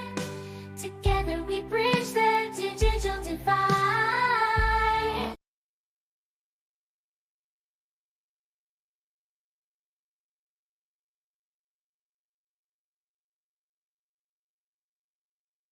Underwriting for community radio is provided by the YMCA of Greater Westfield. Every day, the YMCA strengthens the community through programs and services focused on youth development, healthy living, and social responsibility. For all the Y's many programs and services, visit us on the web at www.westfieldymca.org. The YMCA, 67 Court Street in downtown Westfield. We're more than a gym. We're a cause. I'm Mark Auerbach. Join me every Friday at 8 a.m. for ArtSpeak, where you'll meet interesting actors, directors, designers, and musicians here in Western New England. Community Radio. 89.5 WSKB. Live from Studio 120 at Westfield Technical Academy, this is WCPC Channel 15 at 89.5 FM, WSKB Westfield. Good morning, Westfield. It is 7:33. You're listening to WSKB 89.5 FM radio for the Westfield masses and WCPC Cable Channel 15. My name is Tina Gorman. I'm your Wake Up Wednesday host, and my guests this morning are from the Pioneer Valley Planning Commission. I have Evan Mastriani, who is the Community Development Planner, and Eric Weiss, who is the, I love this title, Director of Economic and Municipal Collaboration. Anytime you can get the word collaboration in your job title, I think that is pretty impressive. It's actually a big part of my job is facilitation. Yeah. Collaboration. I've always called him the town whisperer. That's what I like to call him as. Or that. I am the whisperer. Yeah. Or that. But, you know, we're talking about, this is a project that you're working on. We're talking about the digital divide and people with having access to the internet and people understanding how to use the internet, why it's important that people have access. And I think we've kind of covered that just in terms of, you know, so much of what we do, even medically. And I think that's where a lot of our older adults are finding, you know, well, go into the portal and do this. Well, I don't have a portal. I don't have a computer. I don't know how to use the internet. You know, there's all of that. So this particular project, the Pioneer Valley Planning Commission, is this like a contract with the city of Westfield, or how did that work? Like tell us about this project. I'll start with how it's set up, and then Evan can talk about some of the areas we're investigating. Okay. Yeah. Which is that the Mass Broadband Institute is where the federal money and other monies are being directed to, and they're supplying money throughout the state for this project and many others. Okay. This one in particular is throughout the state to help municipalities come up with plans on how to bridge that divide. So there's step one, which is to sort of examine what's going on, and step two is to say what's possible and what could be done to help resolve that. So we've been working in Springfield, Holyoke, Chicopee, and now we're working in Westfield through Peter Miller's office. Yep. And so the contract that we have is officially between us and the state of Massachusetts, not the Commonwealth, with Mass Broadband Institute. Okay. And there we became one of the selected local vendors on that, and the city of Westfield chose us to work with them on this particular piece. Okay. And so now we've set up a framework or outline of where we're going and the different groups we're going to be communicating with, and that's where Evan in particular has been coordinating things. Okay. Yep. Yep. There's okay. me. Yeah. Yeah. There's you. There's you me. are. Okay. And so there are really two parts of the project. Yeah. First of all, what is the problem? Right, Which is, I think, where we are now, right? Right. That's what we're trying to ascertain. Yep. And then, you know, sort of what are some of the possibilities of where we can go with that information. So I think, Evan, from what I got out of your emails back and forth with our director, Mike Squindo, and Peter Miller's office and so forth is, you know, we want to get a handle on what the problem is. And part of the way to do that is to hear from the people directly. Do I have that right? 100%. I think that when we're looking at a thing like a digital equity plan, when we're trying to envision, you know, what is possible in the city of Westfield, I mean, it starts with the folks that live here on the ground, because obviously I'm not going to be assuming what the problems of Westfield are from afar. I have to be on the ground and see what people are experiencing, because ultimately, and you know this, Tina, too, it's like it affects them the most. It doesn't affect me. So I want to hear from them, and we want to hear from them. And so having these exercises where we get feedback from folks and be able to gauge what the public views as being the problems with Westfield, that's what really matters, because then if we're creating solutions, we want to make sure there's solutions that are actually going to be working for these folks in Westfield, and not just solutions that are, you know, from our kind of perch are going to be working for Westfield, because then, you know, we find that they're going to be ineffective by that, because they don't really take the community's feedback into consideration. Right. So that's where we really try to get as much of that public feedback, that public kind of understanding of what's happening here as possible, to be able to use that as, quite frankly, the backbone for the entire plan. Okay. And it's not a one-size-fits-all solution. Each solution for each community is unique. Yeah. Yeah. Well, exactly. I mean, we have a saying at the Mass Association of Councils on Aging. You know, if you've seen one senior center in Massachusetts, you've seen one senior center in That's right. Massachusetts. Yep. They're all very 100%. different. 100%. Yep. Their communities are different. Our Yep. makeup is different. Our 100%. financing is different. Our Definitely. educational level. You know, everything. And we have seen that So- too on our perspective too, because we've gone to senior centers from the other parts of the other cities and municipalities in the just in this area, and yeah, they're very different in terms of their makeups and their They setups, certainly are. their needs and everything like that. So. Yep. Staffing. and Yeah, so exactly. But that's what makes it very interesting is that you can take a lot of the things that maybe some folks are doing, and we can maybe bring those to the attention of other municipalities to maybe figure out, okay, how can we incorporate some of the strengths that these folks are seeing in these other communities and be able to use it as part of these new solutions that we're going to create for the digital equity plan. So that's where the collaboration piece is, I think, really interesting there. Yeah, absolutely. And it's like sort of let's not reinvent the wheel. If we can take an idea here, maybe we have to tweak it. Correct, yeah. Change it a little bit, but the basic structure of that idea would Right. work. Yep. So I think that's important. Yeah. So tell us a little bit about your timeline, because I know with all of these kinds of programs, it's not like we have forever to do this. So what's the time frame in terms of both gathering the information and then actually trying to come up with some of the ideas and solutions? Yeah, so pretty much the information gathering stage is going to be between this month and then also into the beginning of May, in essence. We want to wrap up. We're going to have a large-scale shred that we're going to be planning with the city of Westfield as kind of like our final kind of big group public activity. That's going to happen sometime in early May. And then after early May, that's when we're going to be spending a lot of time actually forming the draft digital equity report itself, the digital equity plan. For the city of Westfield. And then ultimately, we'd like to have a final draft kind of passed and then produced at the end of May, beginning of June, pretty much, mid-June. Okay, all right. The funding ends at the end of June. And then that was my question. Yep. Okay, yeah, okay. June 30th. All right, Yep. So we also want to encourage people that are listening or watching that when we put together a date for that community event where we're trying to get community feedback and opinion, we really would like people to come out. We know people have a lot of things to spend their time on, but this would be an important one to get as many people there as we could. Absolutely. Yep. Well, I will say, because we have this one on the calendar, someone from the Pioneer Valley Planning Commission will be at the Senior Center on Friday, May 2nd. Yep.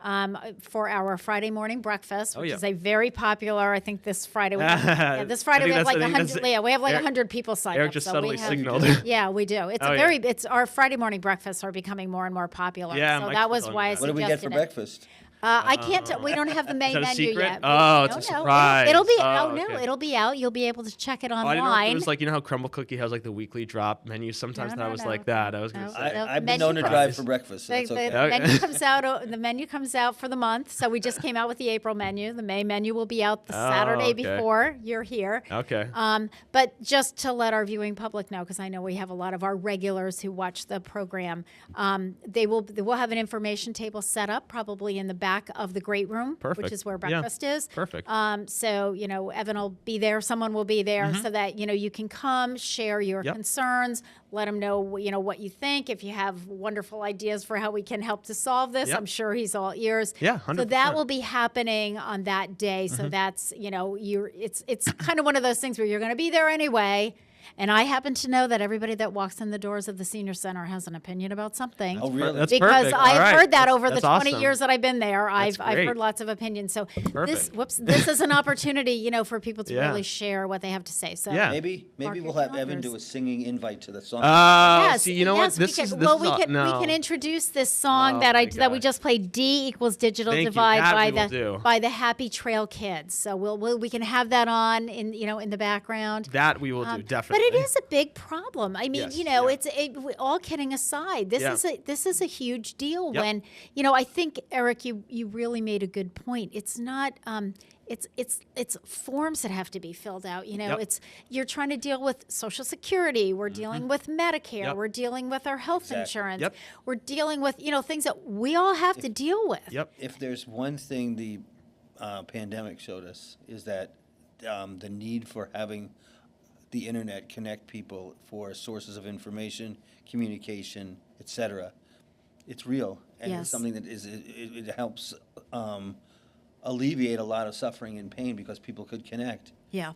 And now we're at a point now where it's a necessity like anything else, and to think it's not it was a luxury. Now it's a necessity. Yep. And there Right. needs to be things done to make sure that everybody can have a reasonable degree of access Right. to it. Right. I mean, I see the access piece as one problem. I see in the population that I work with, Yep. with There- older adults, I see training as another huge problem. And Definitely. I am certainly, Yep. I can tell you, I've talked to a lot of directors of councils on aging / senior centers over the last few years since the pandemic. Yeah. And, a lot of them were saying they could get grants to get people tablets and to Right, get right. people, smartphones and Yep. so forth. But they're useless if people don't know how to use them. And I think that's another big piece of the puzzle. There's three factors that go with that. One is hardware, or that part of accessibility. The second part is training, and the third part, which is even more important, is trust. Yep. If people don't have the trust in themselves to be able to use the device, or if people don't have trust in what's behind the device, they don't trust anybody looking into their electronic footprint, so Yeah. they don't want to expose themselves. Yeah. Then that will also prevent them from using it as well. Yeah, I agree. And I have to tell you, I'm right in there with them. I mean, there are times when I'm thinking, I don't know that I want to put this out there because Yep. who's going to see it and how do Right. I control it? And, you hear the stories about the hackers and identity theft. I Yep. mean, we do so much at the Yep. senior center Yep. about those problems with fraud and identity theft and so forth. And I feel like when you're not feeling really secure in your knowledge of how something works, it becomes more challenging Absolutely. than to sort of feel like you can monitor what's happening to it. So it is really multifaceted. You have a lot to deal with here. Yeah. So with the timeline, which is fast, Very it's, fast. I mean, Oh, it's yeah. like it's quite speedy. Oh yeah.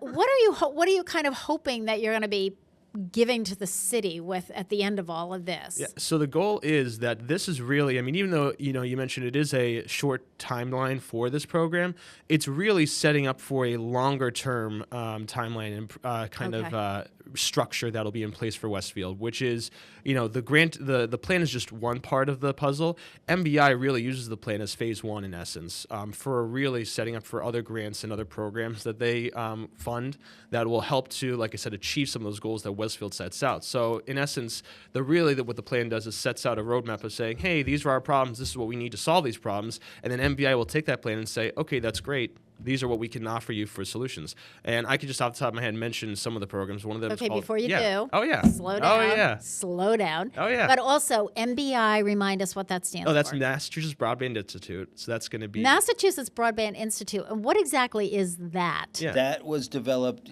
years ago when they were doing the last mile work, where they were trying to connect all the smaller communities into the internet. Okay. And so they created what was called the Mass Broadband Institute as a managing agency and as a conduit for funds coming out of the federal and private sources. Okay. So that those funds could be deployed in an organized way as Okay. opposed to haphazardly or having Springfield and Worcester bid against each other, which doesn't make any sense. Right. Instead, they're managing and saying, look, we'll help Worcester, we'll help Springfield, we'll help Westfield, Okay. we'll help Brockton.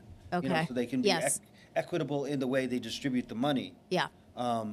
And also, therefore, also creating a place of expertise in terms of broadband and all the facets, all the pieces that go with it. Mm-hmm. So it's a multi-pronged agency that is there and provides great benefit in terms of being able to assist and coordinate with the various communities Okay. and integrate the pieces together. So it's an important piece of what we have. Right. Okay. All right. So they're funneling the money and Yes. And sort of managing. trying Oh, to yeah. and managing. Okay. Yeah. Yep. Mhm. Okay. Oh, I'm yeah, sorry, definitely. Evan. I No, digress. it's fine. I was just going to say so. I mean, a lot of the programs that they have to do with ranging from things like equipment to training for folks as well. So there's a variety of grants and programs that are really instrumental that they can really fund for this program. And again, the plan itself is really just the first step in that longer process. So while yes, it is a short time span, it's really not just meant to just be like a situation where okay, we have the plan and now we're going to wait 20 years until it happens. Exactly. It's really meant to be a lead up to a more immediate and a very much a calculated kind of step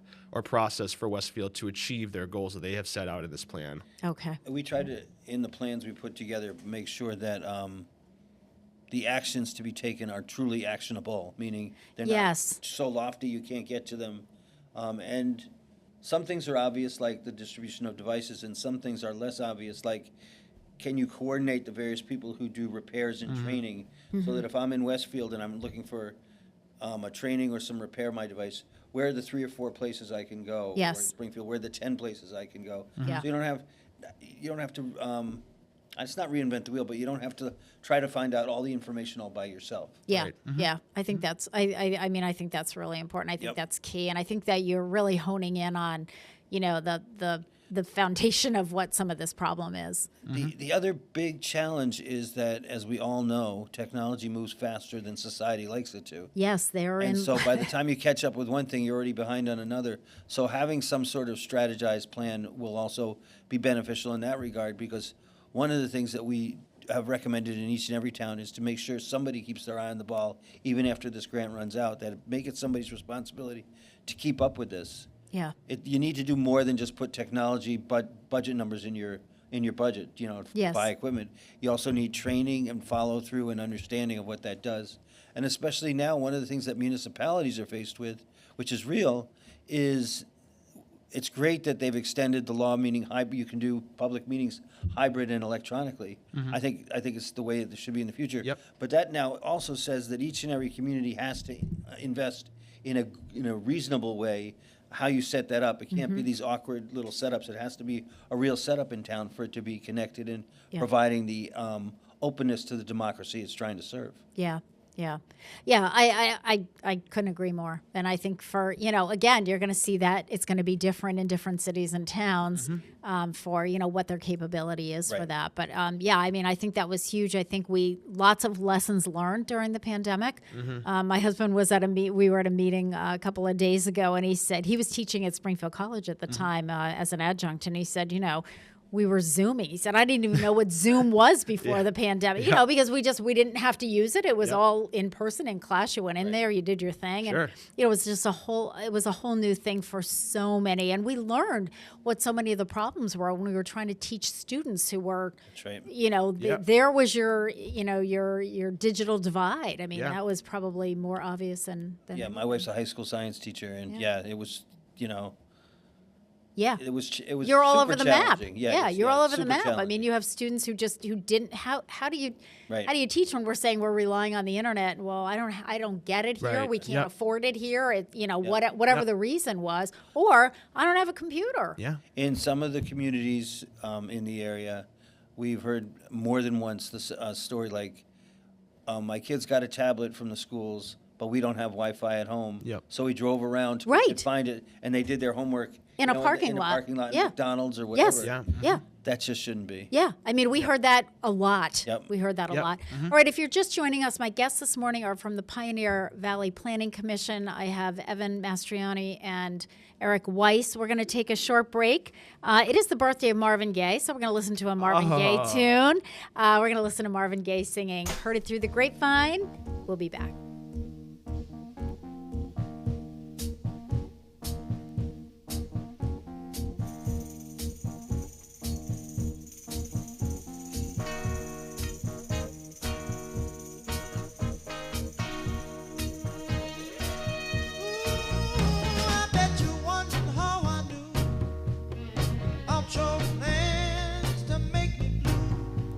With some other guy you knew before, between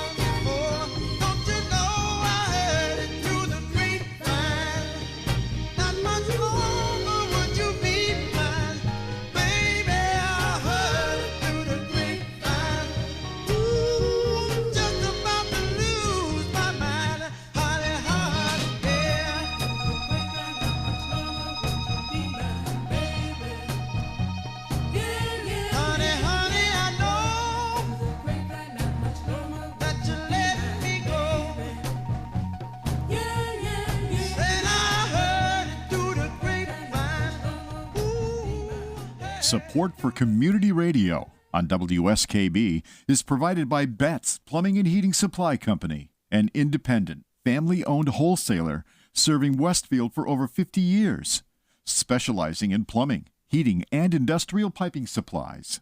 On the web at bettsplumbing.com or at 14 Coleman Avenue in Westfield.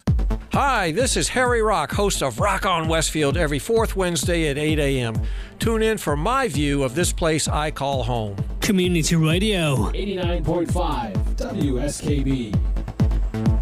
Live from Studio 120 at Westfield Technical Academy, this is WCPC Channel 15 and 89.5 FM, WSKB Westfield. Good morning, Westfield. It is 7:54. You're listening to WSKB 89.5 FM radio for the Westfield masses and WCPC Cable Channel 15. My name is Tina Gorman. I'm your Wake Up Wednesday host, and I am in the studio this morning with two guests from the Pioneer Valley Planning Commission. We're talking about the digital divide. I have Eric Weiss, who is Director of Economic and Municipal Collaboration, and Evan Mastriani, who is Community Development Planner. So we've kind of covered this topic on really this. I mean, this is national. I mean, this is not just, the city of Westfield. It's not just the state of Massachusetts. But, sort of people having access to the internet and people not having access to the internet, that's just a problem. And we were talking off air about the fact that it was really magnified, and we really saw this during the pandemic, during COVID, with students trying to, have access, either getting a tablet or getting a computer, but then not having internet accessibility in the house and having to, be doing their schoolwork in, a McDonald's parking lot. I mean, that was so real. And it was right here. It wasn't like, oh, yeah, that was happening out in California. That was happening in Westfield. We saw that. So what do you two see as sort of the biggest challenge to this project for the city of Westfield? Well, let me start with a slightly different take on that, which is that one of the challenges with the internet and the digital divide is similar to the way that libraries work. Okay. The internet is one of those bastions of democracy in which people get to express opinions of all types. And therefore, if you're going to, in a society like ours, allow for free speech, which we want, then it's got to be where everybody can have access to it. It can't just be segments of the population. Gotcha. It has to be organized in that way. And that's why I use the library as a comparison. Anybody can walk into a library, borrow a book, read it, bring it back, whatever. So I think the internet is now, I think the term that we like to use is ubiquitous. It's there. And people just assume it's there, and they're not really thinking about it. But for those that don't have that accessibility, it's a huge gap in their life. And it really, you really need to go out of your way to help bridge that so that in the future that gap doesn't exist. Because if you start from behind and you stay behind, you're never going to catch up. Yeah. So, and that's why I wanted to say that before. So in Westfield, I will say this, that there is, it is fortunate that you have Whip City Fiber, and they had the vision years ago to step up and say, this is something we can help solve with the city or for the city through the way that we're set up as a municipal light organization.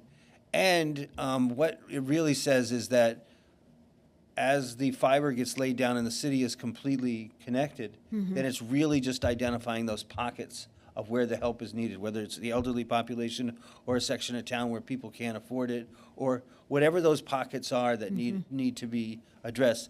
That would be a really important part of this report and strategy, to say, here's those areas and here's how we recommend that you address that. And I think that the other thing that having somebody like a Whip City Fiber in the room and an approach through the mayors and the planning office to say we want to help solve this problem is that you can bring everybody to the table and have them work together on that. And it's not, it's not one side versus the other. It's let's figure out how we can work together for Westfield to get this done. And we're part of that by coordinating, coordinating and facilitating the pieces to help move that along. Yeah. It's so interesting, Eric. I was thinking about this the other day when I was looking something up online. I can't remember what I was trying to get information on. And I remember, and I've heard this so many people, it's like, God, what did we do before we had the internet? Right. You know, it's like it was, and I lived through it. You know, I went to college back then before we had computers. You were still using a typewriter, you know, and it's just like, it just makes life so much easier to have access to information. So filling out forms and all of that aside, just having some basic information. Yep. And a lot of what the staff at the senior center ends up doing is people who don't have that access are calling us to say, well, I need this service or I need that service. And, you know, brochures are becoming a thing of the past. So we're there, okay, well, let me look it up, you know, let me see, you know, I'll Google this, that, or the other thing, whatever we're doing. And, you know, there it is. Here's the information in 2 seconds. Or you need a phone number, you know. I mean, we were talking about that at work, like who has phone books anymore? You know, you just, you don't. Yeah. Half the people don't even know their own phone number anymore because it's like, you know, everybody's on speed dial and, you know, you start typing something into your. So it's there. It's wonderful if it's accessible to you and you know how to use it. And I think you're right. I think the other huge problem with technology is just the speed at which it changes. And I think that's scary. It's intimidating to older adults, and I put myself right in that category. It's intimidating to me because I'm like, wait a minute, I just learned how to do this, and now I got to learn how to do this over here, and that's hard. My sons like to tell me that I had the first tablet, but it was a stone tablet. And on that note, we're going to close this out. Thank you to both Evan Mastriani and Eric Weiss from the Pioneer Valley Planning Commission. Again, 2 reminders. One, Evan probably will be at the Senior Center on Friday, May 2nd for breakfast. We're going to serve him a nice hearty breakfast. Oh, yeah. But he's going to be getting information and your opinion on what exactly the problem is, especially what problems you're facing with the digital divide. And then stay tuned, and I will announce it on the show. We are going to be you will be doing some kind of a community same sort of an idea. Feedback event. Probably in May. We're thinking May. It's gonna be early May. That's okay. So early May. So not sure of the date or the location yet or the time, but I will get all that information out to my viewers. Great. Thank you so much to both of you for joining me. You are listening to WSKB 89.5 FM radio for the Westfield masses and WCPC cable channel 15. I will see you next week.